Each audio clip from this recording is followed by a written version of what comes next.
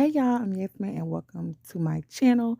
I'm the owner of Relevant Interventions and Support Services. So today our video will be on help. My child is having a mental health crisis. What do I do? So being that someone who has been working with children and adolescents, I want to stress the fact that this happens a lot. Parents are having children and parenting is becoming so stressful and they really just don't know how to handle it. They don't know where to go for the answers. But that's the purpose of my channel. I worked in child welfare and I worked in children and adolescent mental health. So please don't stress. I got you. I'm here for you. We're in this together. So the first things first is one, what do you determine to be a crisis? Because for children, depending on their ages, crying and having tantrums is normal.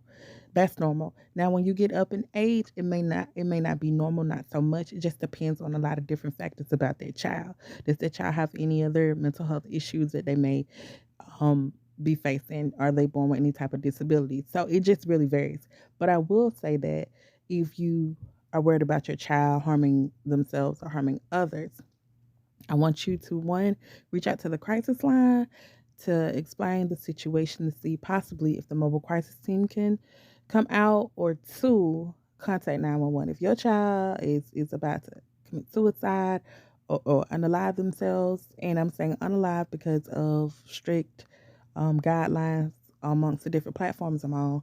So if they are in that case where they're trying to hurt themselves or harm themselves, contact 911 and explain what exactly is going on so that they have a better understanding of the situation. Say, hey, I have my child. My child is this age and they are experiencing this. This is what my child is doing. My child is attempting to unalive themselves, blah, blah, blah, blah, blah. Now, I want you all to go back and watch my other video as well because suicide is preventable.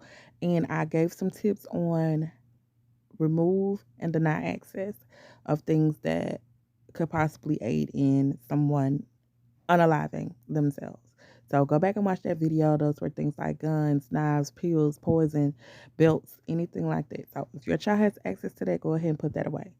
So that's the first thing. If you feel like your child is a threat to themselves or a threat to someone else, you make sure that you reach out to 911 and or the crisis lines, just depending on where you are with the situation. If the child is mentioning that they have thoughts of suicide and they don't have a plan, you may want to reach out to the crisis line to say, hey, this is what my child is experiencing. What can be done? They'll give you some tips. Now, also, I want you to be mindful because I'm in Georgia and I know some states have particular resources that they may have for children and adolescents mental health care. So, for one, review your community resources. Again, I'm in Georgia, so things and processes could vary by state. So, meaning your community resources sometimes there are community centers that specialize in children and adolescent care and services and referrals. So that's another thing too to consider.